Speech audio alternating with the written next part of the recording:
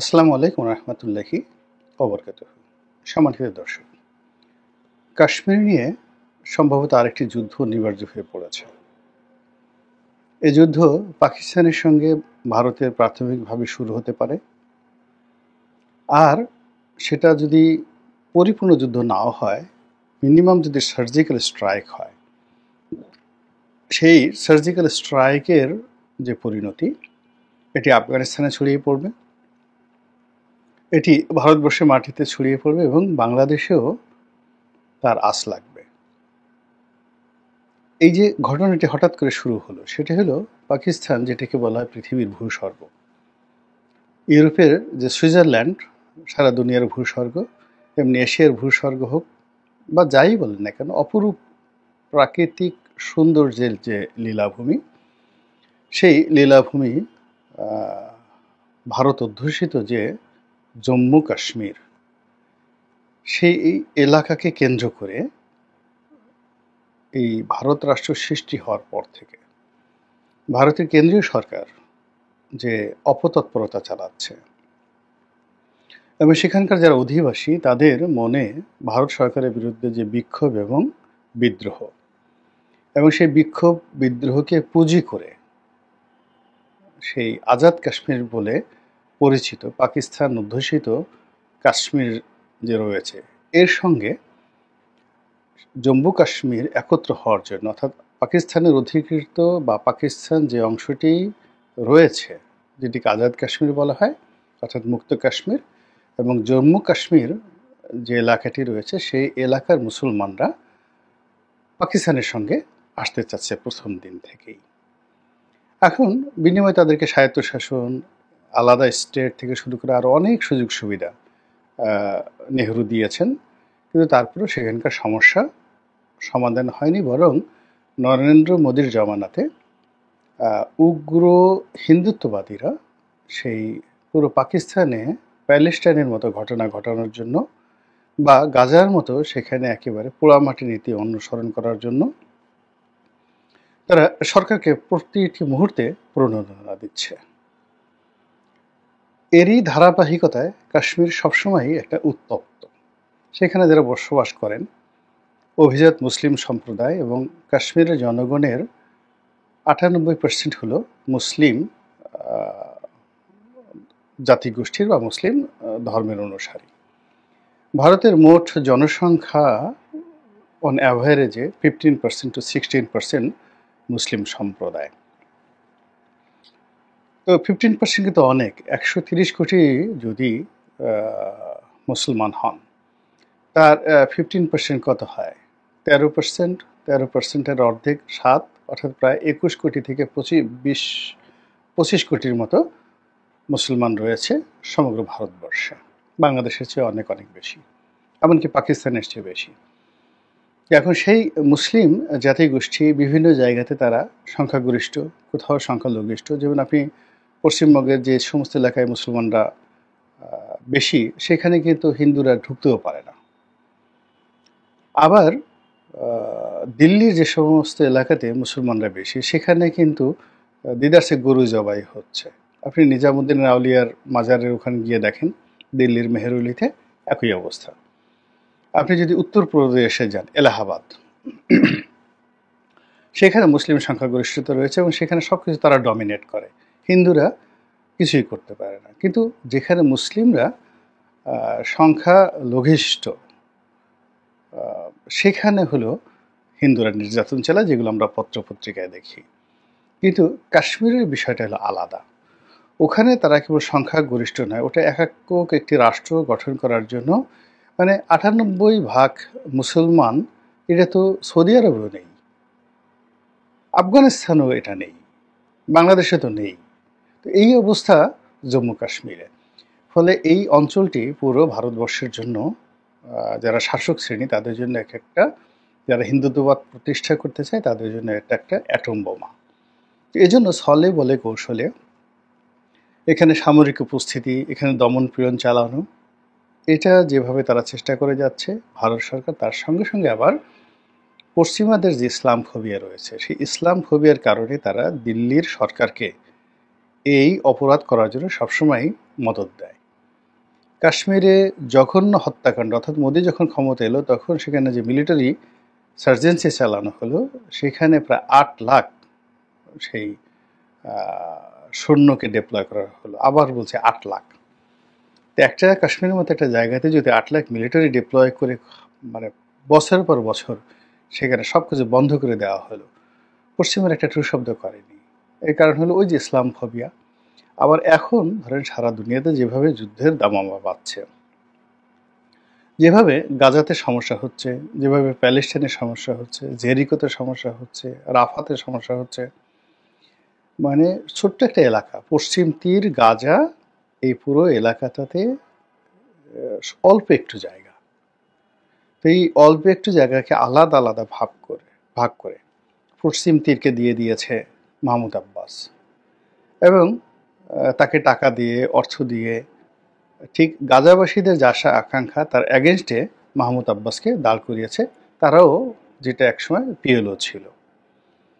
এরপরে গাজার মধ্যে আবার কয়েকটা ভাগ তারা করে ফেলেছে। এই গাজার মধ্যে তারা কয়েকটা ভাগ করে ফেলেছে। একটা গ্রুপ ইসরায়েলকে সমর্থন দিচ্ছে, একটা লিবারেল গ্রুপ তারা যাকে বলা হয় মিশর, জর্ডানের সাথে যোগাযোগ করছে, আর একটা গ্রুপ একেবারে কট্টরপন্থী হয়ে তারা হামাস নাম ধারণ করে ইরানের মদতপুষ্ট হয়ে হিজবুল্লাহর সাথে নিয়ে, হুতিদেরকে সাথে নিয়ে যুদ্ধ করছে।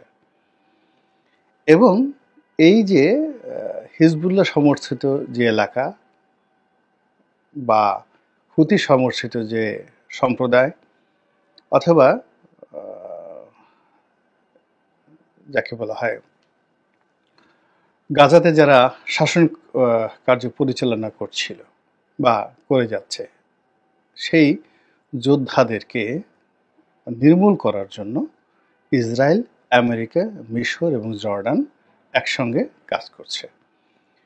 ফলে ফিলিস্তিনিদের যে ইতিহাস বা ফিলিস্তিন যে জাতিগোষ্ঠী একত্র ছিল, তার থেকে গাজাকে আবার আলাদা করা হয়েছে। এবং আলাদা করার পরে আবার এই গাজার মধ্যে বিভেদ সৃষ্টি করে ৩টা গ্রুপ করে সেখানে হামাসকে আবার আলাদা করা হয়েছে। এবং গাজার এই টোটাল ফিলিস্তিনের মধ্যে যে সমস্ত এলাকা ছিল তার মধ্যে গাজা, এবং গাজা যখন ধ্বংসস্তূপে পরিণত হয় তখন আর একটা এলাকা ছিল রাফা, যেটা তুলনামূলকভাবে সেফ জোন ছিল। এর কারণ হলো রাফা একেবারে যাকে বলে ইসরায়েলের ঘরসোয়া। সেই রাফাতে গিয়ে যারা আশ্রয় নিয়েছে তাদের মধ্যে যেই মুহূর্তে হামাস অনুসারীদের সংখ্যা বেড়ে গেছে, অমনি সেখানেও এই যাকে বলা হয় গাজার মতো পরিণতি তারা করে ফেলেছে। তো এই যে পশ্চিমাদের মুসলমান বিরোধী কর্মকাণ্ড বা ইসলাম ফোবিয়া, এটা এখন তারা টানতে টানতে আবার এশিয়াতে নিয়ে আসতে চাচ্ছে। তারা চীনে দ্বৈত নীতি, উইঘর মুসলিমদেরকে তারা সাহায্য করতে চাচ্ছে। আবার রাশিয়াতে উল্টো, রাশিয়াতে ইউক্রেনের বিরুদ্ধে তারা আবার মুসলমান সৈন্যদেরকে ব্যবহার করছে। অর্থাৎ এখানে কসোভো থেকে লোক আনছে, তারপরে চেচেনিয়া থেকে যোদ্ধাদেরকে তারা ভাড়া করে আনছে, এমনকি বাংলাদেশ থেকেও অনেকদেরকে টোপ ফেলে তারা ইউরোপ নেওয়ার নাম করে হাজার হাজার তরুণদেরকে এই ইউক্রেন যুদ্ধে ব্যবহার করছে তারা। তো এই ব্যবহার করার পরে এদেরকে আধুনিক অস্ত্রশস্ত্রের ট্রেনিং দিয়ে আবার পরবর্তীতে এদেরকে হয়তো আফগানিস্তানে পাঠাবে, বাংলাদেশে পাঠাবে, বলবে এরা আবার জঙ্গি। তো এই হলো পশ্চিমা নাটক। তো সেই যে পশ্চিমা নাটক, সেই নাটকের যে প্রেক্ষাপট এখন বাংলাদেশে তৈরি হয়ে গেছে। বাংলাদেশের দুটো সীমান্তে, অর্থাৎ সৈয়দপুর, শিলিগুড়ি এই এলাকাতে উত্তরবঙ্গে ভারতের সঙ্গে উত্তেজনা, সিলেট সীমান্তে উত্তেজনা, আর মায়ানমার সীমান্তে যা হচ্ছে এটা তো রীতিমতো যুদ্ধাবস্থা। এবং এখানে ভারত, চীন, মায়ানমার এবং আমেরিকা সরাসরি এখানে খেলছে। আর এই খেলার মধ্যে হঠাৎ করেই যখন কাশ্মীরের এই এলাকা, যেটাকে বলা হয় পেহেলগ্রাম, তো পেহেলগাম এলাকাতে যে সন্ত্রাসী কর্মকাণ্ডটি চলল, ইতিমধ্যে প্রায় ৩০ জনের মতো নিহত হয়েছেন বলে খবর এসেছে, এবং এই কাজটি পাকিস্তানি জঙ্গিরা করেছে, লস্করে তৈয়বা এরকম বাকনেটের সংগঠন, তাদের একটা অঙ্গ সংগঠন, লস্করে তৈয়বার অঙ্গ সংগঠন এই কাজটি করছে।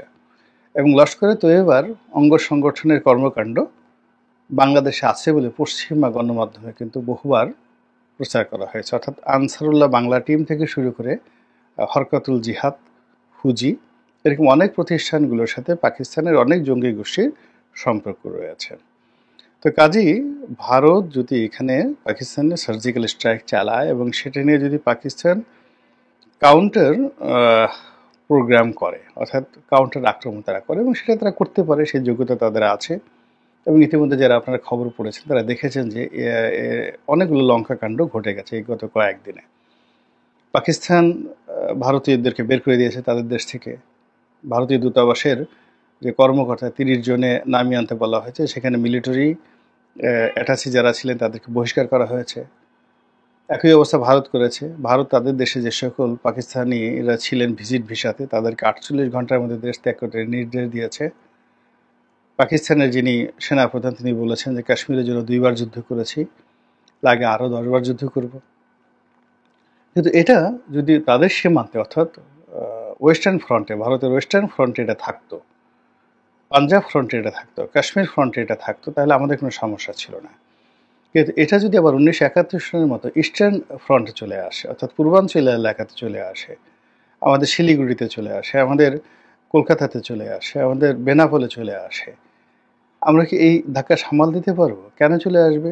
ইদানিং আপনারা দেখছেন যে পাকিস্তানের সঙ্গে বাংলাদেশে অনেক লেনদেন হচ্ছে, অনেক সম্পর্ক হচ্ছে, অনেক ব্যবসা বাণিজ্য হচ্ছে। এটা ভারতকে নানাভাবে উত্তেজিত করছে।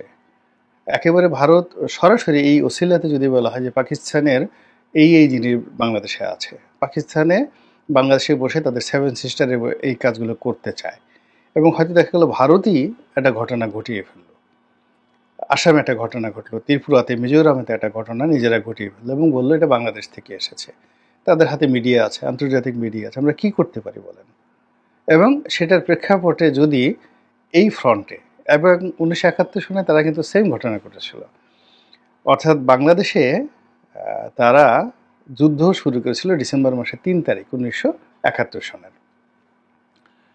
এর আগ পর্যন্ত তারা লজিস্টিক সাপোর্ট দিয়েছে, কিন্তু তারা সরাসরি যুদ্ধে নেমেছে ৩ তারিখে। কিন্তু এখানে যুদ্ধ, অর্থাৎ এই পূর্বাঞ্চলীয় কমান্ডে যুদ্ধ শুরু করার আগে তারা কিন্তু ওয়েস্টার্ন ফ্রন্টে তারা যুদ্ধ শুরু করেছিল ভারত, অর্থাৎ পাঞ্জাব রেজিমেন্ট যেটাকে বলা হয়।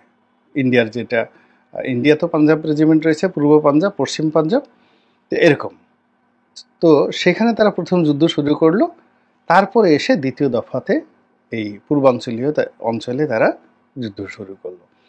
এখন ঠিক সেম খেলাটা ১৯৭১ সালে যে খেলাটা ভারত খেলেছে, পাকিস্তানে যেখানে পরাজয় হয়েছে, ঠিক সেম খেলাটা আবার যদি ভারত শুরু করে, অর্থাৎ প্রথমে তাদের ওয়েস্টার্ন ফ্রন্টে তারা পাকিস্তানের সাথে যুদ্ধ করলো এবং ওইটার ওসিলা ধরে তারা ইস্টার্ন রিজনে তারা আবার আক্রমণ চালালো। আক্রমণ চালানোর পরে তারা বলল যে এখানে আমরা আমাদের নিজস্ব প্রতিনিধি, বিশ্বস্ত লোকজন বসাবো, আপনাদেরই জননেত্রী, আপনাদেরই বঙ্গবন্ধু কন্যা, জাতির পিতার কন্যা। আচ্ছা বলেন তো কেমন হবে নাটকটা? আল্লাহ আমাদেরকে বিপদ এবং বিপত্তি থেকে রক্ষা করুন, হেফাজত করুন। আসসালামু আলাইকুম ওয়া রাহমাতুল্লাহি ওয়া বারাকাতুহু।